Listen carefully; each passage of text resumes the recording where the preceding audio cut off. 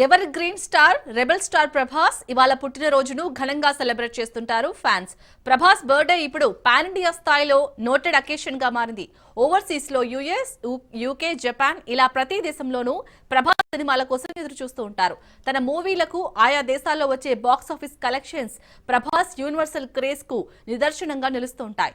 తన stardom, charisma, performance, screen presence, record స్థాయి box office వసూలతో ప్రభాస్ తెలుగు సినిమా ఖ్యాతిని ఖండాంతరాలకు చేర్చారు. ఆయన బర్త్డేకి తన బ్లాక్ బస్టర్ మూవీస్ రిలీజ్ తో పాటు కొత్త సినిమాల అప్డేట్స్ సందడి చేస్తుంటాయి.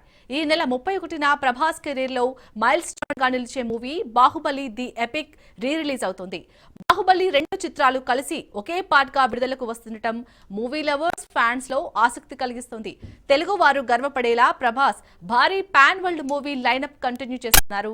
డైరెక్టర్ మారుతితో ప్రభాస్ చేస్తున్న ది రాజాసాబ్ సినిమా వచ్చే సంక్రాంతికి జనవరి 9న గ్రాండ్ గా రిలీజ్ కి రెడీ అవుతుంది.